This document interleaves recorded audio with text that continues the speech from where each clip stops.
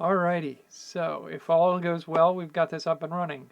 This is switching from books to movies at this point. This is another top 10 list. These are not my top 10 movies of all time or my top 10 sci fi movies of all time. These are my top 10 sci fi movies that most people don't know or haven't watched. Lesser known. I don't know what to call this. I guess you'll find out before I find out here when this is posted. But what this is a list of movies that are sci-fi themed that I don't hear a lot of people talking about. And it's unfortunate because I do think these are quality movies that more people should know. Um, that's sort of the premise here. If you have recommendations for movies to watch, please feel free to comment. I'll give my thoughts and explorations of them. I have not seen the Her movie yet. The one over here. Her. And I have not seen The Martian. Come on, work with me. I'm going off the screen here. I've seen Blade Runner 2049. I saw Star Trek Beyond. I've seen the old RoboCop, not the new RoboCop. I've seen Vampire Hunter D. These are just part of my background that I'm using because I'm living in a dungeon at this point. But this is a top 10 list in no particular order because I don't rate movies based off of which ones I think are better than other ones. I don't rank them that way. Because some of these movies have features that I think are better than others, but they're worse in other areas. You know what I mean? But overall, I would rate all of these as my top 10 lesser known, unfortunately lesser known movies. And I'd be curious, tell me how many of these you haven't heard of before. So, I'm going to do this in no particular order. I'm going to start off with there's a little trick to some of these. There's a fair bit of animation in some of this, but these are sci-fi movies that are animation. So the first one here is Nausicaa and the Valley of the Winds.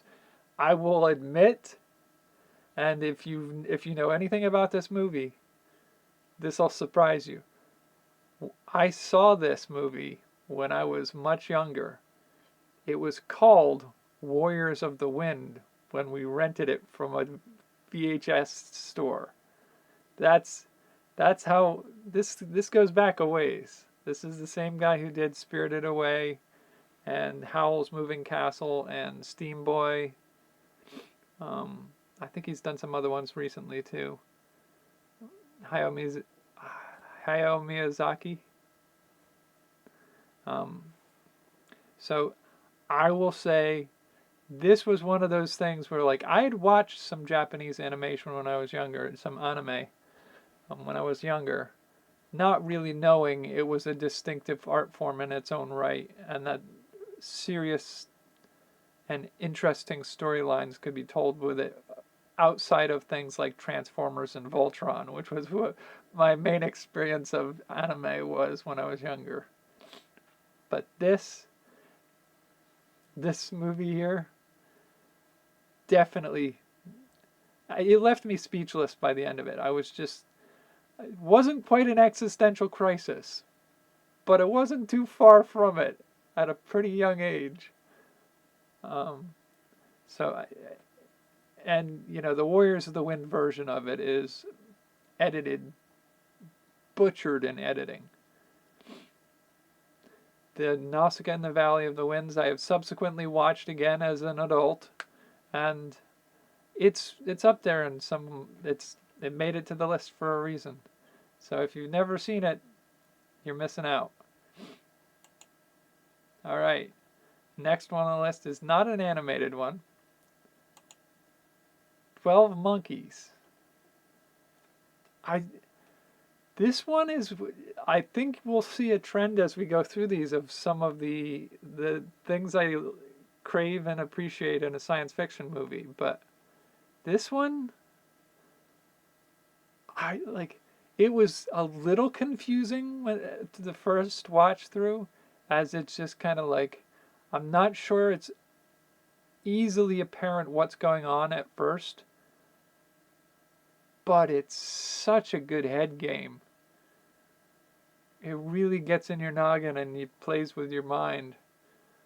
And so it's on my list for a reason too, and that reason is its execution of what it does is excellent.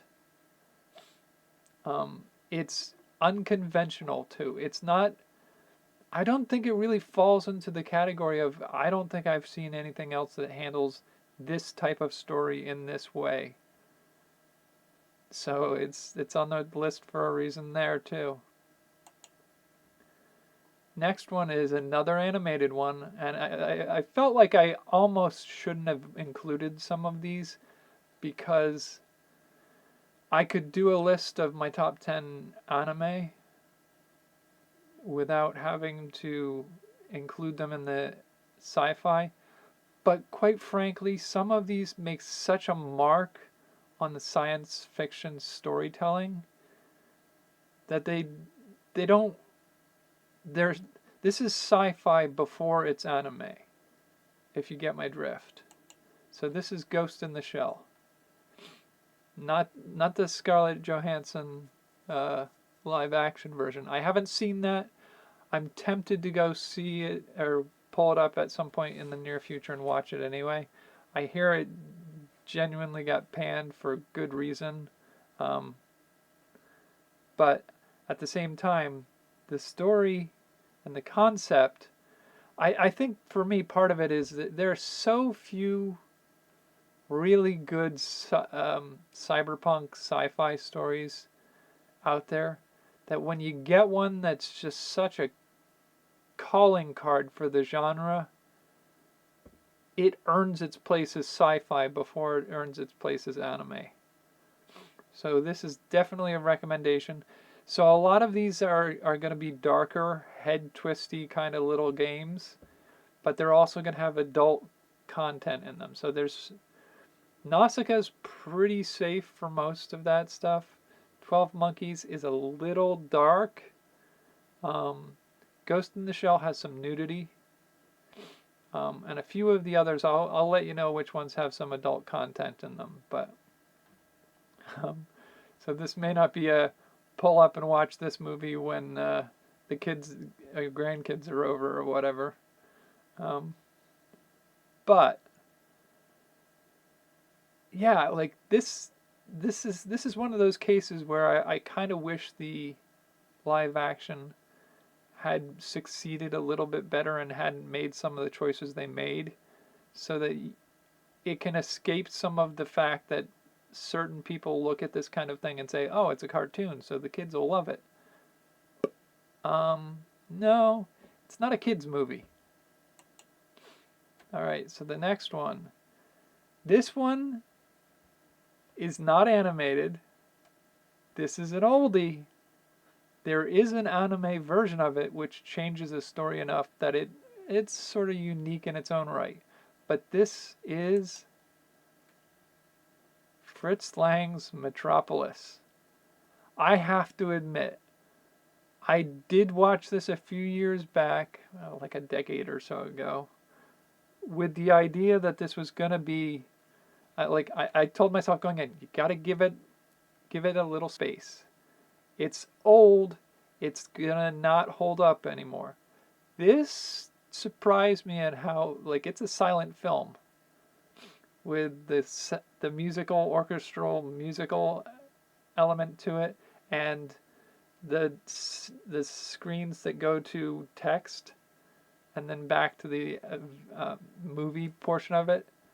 So when I watched this, I was pleasantly surprised at how well it held up story-wise. There are definitely some elements of it that made me giggle. I will say that. There were elements of it that made me laugh, and not intentionally. It wasn't ever intended to be a silly element. But overall, I was rather impressed with how the story still held up It was pretty good. So I will definitely it earns a space on the top 10. This one is one that I feel like I don't hear anybody talking about. And this is a slightly blurry image because it was hard to find a good cover image from the DVD or whatever. But this one, I'm trying to remember when I first saw this. It was after, I want to say it was after a shift at work years ago, in which came home from work, dark of the night, found it on a movie channel, and it was a head trip, which is a reoccurring theme here. It's got some tailings of Matrix, which I think actually came out around the same time. Existence. It's got a, is this a simulation or is this a reality moment? A few moments of throughout the whole story. So it's got some of those hallmarks of the head trip that I enjoy in a movie, apparently. And I think part of the appeal for this is like the path they take for some of these things. Like some of the technology is organic, engineered organic technology. Like little symbiotes and implants and stuff like that are tissue and silicone and rubbery and bouncy kind of things. And I'm like, that's a weird take. There's some really weird spins on some of these concepts. And I kind of love it. It's different. It's not the standard fare of action sci-fi, blow 'em up, conquer and defeat the empire kind of story. It's a different feel. And I think this came out around the same time as The Matrix. And I think the next one on the list does too. So I think this also came out around the same time. Dark City was another one of the ones that I found on a movie channel one dark night around midnight or 1 a.m. after a long shift at work. And I fell in love with this movie. This is fun. It's a question of who am I? Where is my place in the world? Do we think we know what the world is, or do we actually know what it is? What's going on? It's such a mind trip.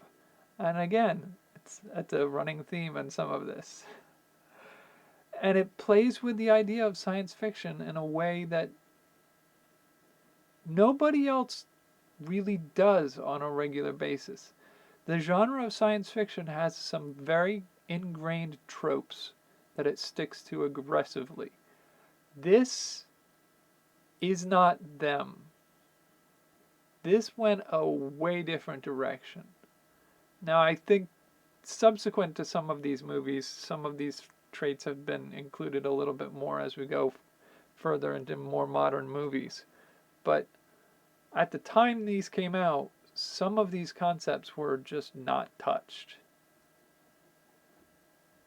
So I will leave that. I won't spoil anything on any of these so far. I will probably go in more into depth with some of them at another time if people want to talk about them. The next one is another animated one, but an adult animated one with some nudity, and it was a little hard to find a poster that didn't include some inappropriate images. So this is as close as we get to a safe image for YouTube posting. Gandahar, also called Light Years, I believe. This is a French-based animation. It was translated over into English. And I'm gonna just say it's maybe a little bit spoilery here, but it's one of the first experiences in a science fiction where I got a sense of the difference of how to think of time in a nonlinear fashion. It's weird. No offense. It's weird in the only way that only the French could make. I think it's French. It has to be French with how absolutely different they explored the concept of time loops. Like the same kind of time loops and cause and effect questions that are brought up by Terminator are kind of brought up in this, but it's done in a wholly different way. It's such a weird adventure. A lot of nudity. Um, it's just, I can't figure out how to explain it other than to say, like, this is a trip. It'll mess with your mind or it'll confuse you. Either of those two things. But it's science fiction in a way that I don't see anybody else exploring in any great depth. And it's a way of telling a story that I've not seen since or before. So it's like, for me, that puts it on the list of the top 10 because it's unique and unusual. Okay, next one is, I think it's a Canadian-based science fiction. Scanners. This is graphic. There are some head explosion scenes done with practical effects because this was back in the day before they had really any CGI to be able to be using them. But this is one of those, I think the premise is roughly that certain people with psychic powers started to appear in the world after the consequences of a drug trial for something or other caused birth defects that induced psychic powers in certain children, or something to that effect. I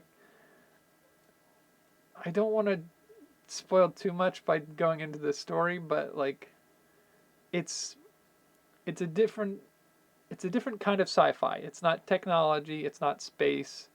It's not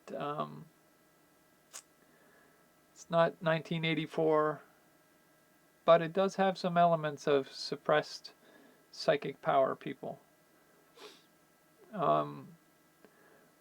Why would I choose this one over something like Push or things like that?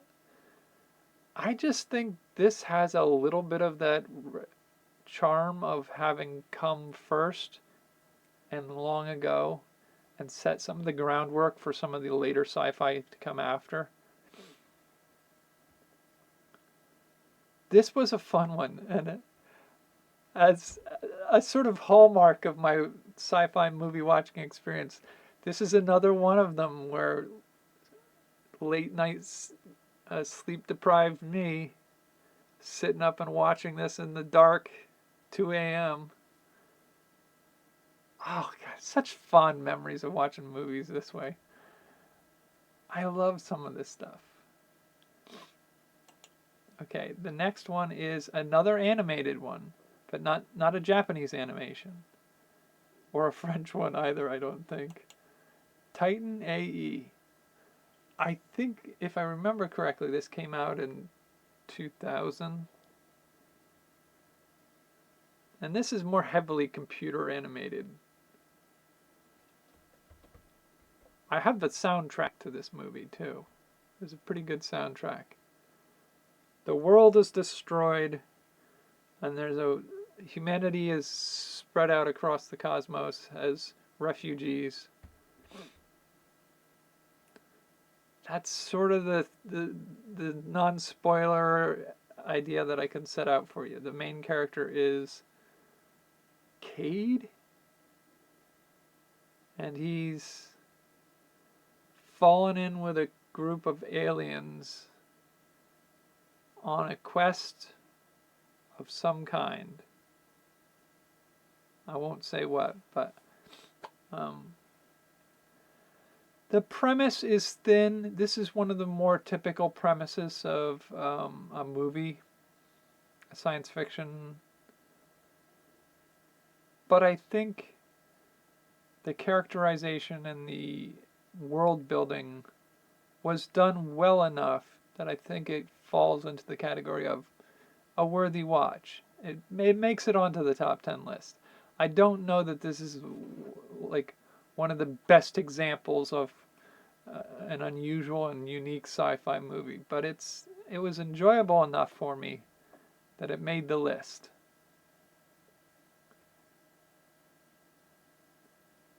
And then the last one on the list, I believe this is number 10, is Isaac Asimov's Bicentennial Man. Now, my understanding, I read the Asimov stories. This is based off of the Positronic Man, which I believe is a very short story written by Asimov in one of his iRobot collections or something like that. I don't see a lot of similarities between the movie and the short story. I might be thinking of a different short story, though. I will, however, say that this movie is one of my absolute favorite movies. And it's not because there's an action scene or anything like that. It's existential. It's not Dark City, and it's not Existence. It's not 12 Monkeys. So it's not a mind meld. It's not like a melter of the noggin. It doesn't make you question reality. But it does make you ask the question of what does it mean to be human? What is the purpose of our life? And you genuinely feel for a character and a character arc that goes through the movie. And I have to admit, this is one of those movies where I can't get to the end without a little bit of a tear every time we watch the end of this movie.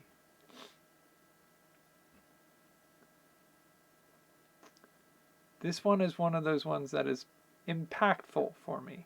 Not so much thought-provoking. Well, I mean, there's some thought-provoking elements to it as well. But overall, I'd say just this is a feel movie, not necessarily a deep thought movie. And Robin Williams does a great job as the main character. He does a lot of his shtick that he does, where he does the freeform riffing off of a concept and spinning out jokes off of it to lighten the mood. But at the same time, I don't know if it's my neurodivergence that makes me feel like this quest to be perceived and respected as a human being, or if this is just the nature of the story, but it really hits home. So that's my take on that one. It's Robin Williams plays an android that is purchased and owned by a family, and then it's sort of, as I sort of spoiled for, quest for personhood.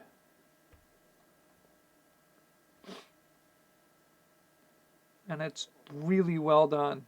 It's really well done. And that brings us to the end of my top 10 sci-fi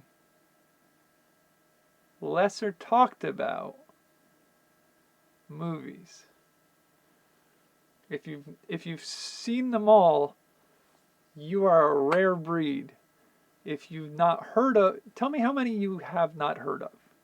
I'm curious to know if you've heard of the majority of them and how many have you seen?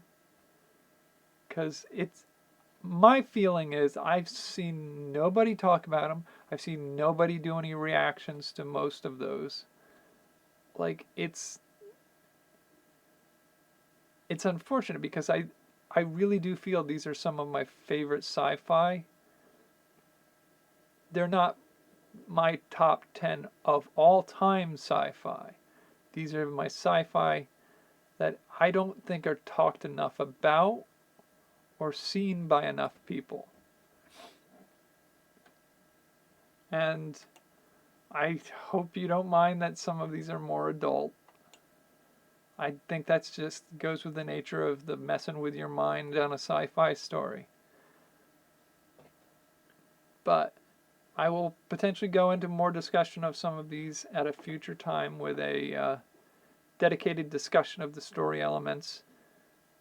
These are relatively spoiler free so that you have the opportunity to track these movies down and watch them if you want to, and then I will potentially explore them in a longer discussion or whatnot in the future if people are interested.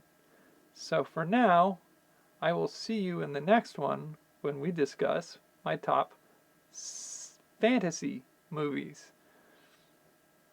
Until then, the future is yours. How am I supposed to close these out? What am I supposed to finish off with these what should I say to you guys? What do you want to hear as the closeout? Give me some thoughts on that. Until then, take care.